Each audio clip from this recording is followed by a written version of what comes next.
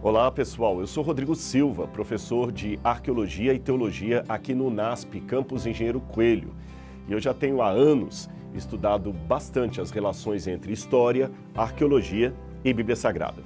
Então nessa série de vídeos que nós vamos começar agora, você vai descobrir juntamente comigo alguns mistérios da história da Bíblia que só puderam ser revelados por meio do trabalho arqueológico de homens e mulheres que incansavelmente dedicaram sua vida a entender melhor a Bíblia e o seu contexto histórico.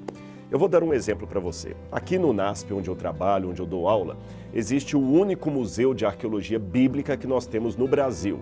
Na verdade, algumas coleções, mas assim com um acervo tão grande dedicado à historiografia bíblica, esse acaba sendo o único, por enquanto eu espero. E entre as peças que nós temos aqui, aquela que eu destaco como sendo, quem sabe, a princesa de todas as peças, é esse tijolo aqui. Você está conseguindo ver bem aí? Eu vou contar a história, como é que esse tijolo chegou aqui no UNASP.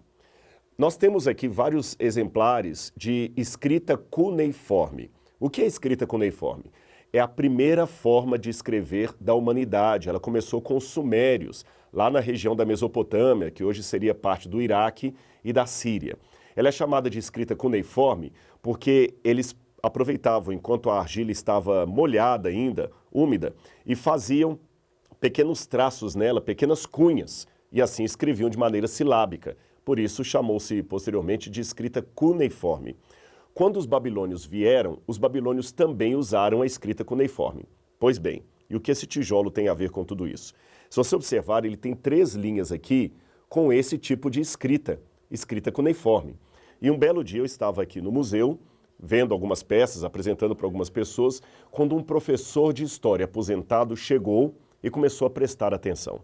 Quando ele viu aqueles tabletes com escrita cuneiforme, ele falou assim: eu tenho um tijolo lá em casa com esses desenhos aí. Eu vou doar para vocês. Quando ele falou aquilo, é lógico que a minha atenção subiu a 1000. Eu falei: mas como, professor? Que tijolo é esse? Ele falou: não, porque anos atrás os brasileiros trabalhavam na Mendes Júnior e iam para o Iraque para fazer pontes, estradas, na época do Saddam Hussein.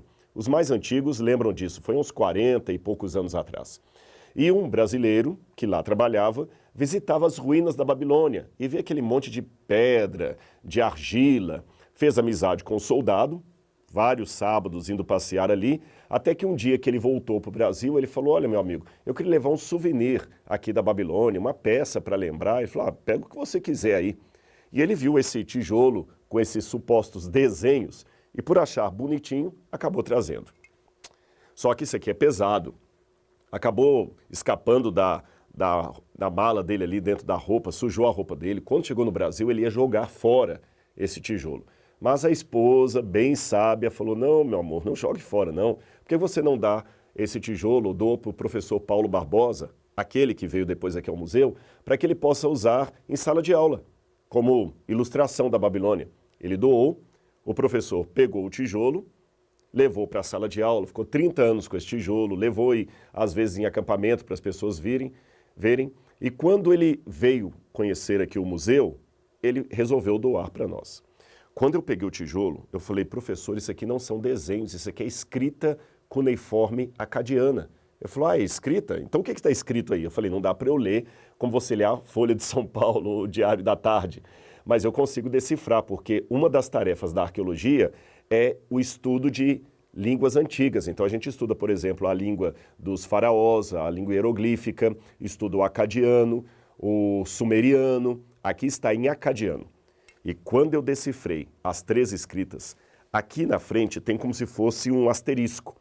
E depois você tem um nome silábico, Nabucodonosor, que é nada mais nada menos o nome de Nabucodonosor, o rei da Babilônia. As 3 linhas estão escritas assim: eu sou Nabucodonosor, rei da Babilônia, provedor dos templos de Eságuila e Êsida, e a última, que está meio borrada aqui, seria filho primogênito de Nabopolassar, rei da Babilônia. Depois eu publiquei a tradução desse tijolo numa revista indexada, numa revista científica, e mais tarde veio uma outra oportunidade. Qual foi? Através de um contato com a USP, porque o meu segundo doutorado foi na USP, foi um doutorado em arqueologia clássica, eu comecei uma série de investigações de pesquisa com o IPEM, que é o laboratório que fica umbicado dentro da USP, e ele tem um reator nuclear que faz pesquisa inclusive em cerâmicas. E é possível, através da termoluminescência, uma técnica sofisticada, saber a data de uma cerâmica. Então, se você olhar aqui embaixo do tijolo, tem alguns furinhos que nós fizemos aqui junto com o pessoal lá do IPEM, na USP.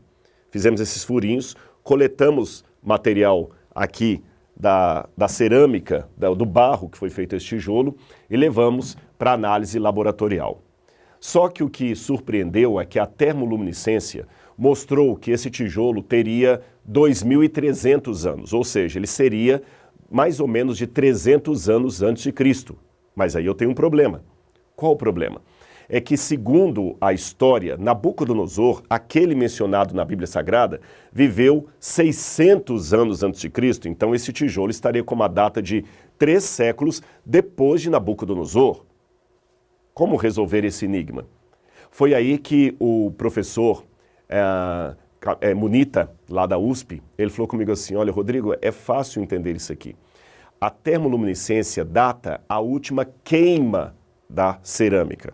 Em outras palavras, se eu tiver um vaso de barro de 2.000 anos, mas ele for submetido a um incêndio há 300 anos atrás, a técnica vai dar que ele tem 300 anos, porque essa técnica, ela se vale da última queima intensa que a cerâmica sofreu. E ele perguntou, será que não há na história nenhum registro de incêndio na Babilônia? Aí eu me lembrei que no Museu Britânico, lá de Londres, existe um tablete com inscrição cuneiforme que fala que o templo de Eságila da Babilônia foi reconstruído por ordem de Alexandre porque ele foi incendiado. O tablete está parcial e nós não sabemos se quem mandou botar fogo no templo de Eságila, se foi Alexandre ou se foi um de seus generais. Mas o fato é que, a partir desse tablete que está lá em Londres, olha bem como é que a pesquisa vai fazendo contatos. Eu cheguei à conclusão que esse artefato aqui pertencia ao templo de Eságila, porque o templo de Eságila foi o único edifício destruído por um incêndio na Babilônia e reconstruído. E se ele pertencia ao templo de Eságila, ele estaria como uma inscrição pública no templo que abrigou utensílios de Jerusalém. Olha o que a Bíblia diz, olha como é que as peças vão ligando com a Bíblia Sagrada. Livro de Daniel, capítulo 1. Depois você lê aí na sua Bíblia. No 3º ano do reinado de Jeoaquim, rei de Judá, Nabucodonosor, rei da Babilônia, veio a Jerusalém e a sitiou. O Senhor entregou nas mãos dele Jeoaquim, rei de Judá, e alguns dos utensílios da casa de Deus. Nabucodonosor levou esses utensílios para a terra de Sinar, para o templo do seu Deus, e os pôs na casa do tesouro do seu Deus. Muito provavelmente, o templo de Eságila, por um tempo, abrigou as peças que tinham sido trazidas por Nabucodonosor do templo de Jerusalém. Em outras palavras, essa inscrição, que hoje está aqui no Museu do UNASP, foi lida pessoalmente pelo profeta Daniel. Ele entrou, ou pelo menos passou na porta, do museu que abrigava os utensílios do templo destruído de Jerusalém. Agora, esse tijolo me diz muita coisa. Eu fico imaginando Daniel lendo pessoalmente essa inscrição pública aqui e num sentimento de terrível humilhação, questionando por que Deus permitiu a destruição de Jerusalém, do templo, por que Deus permitiu aquilo?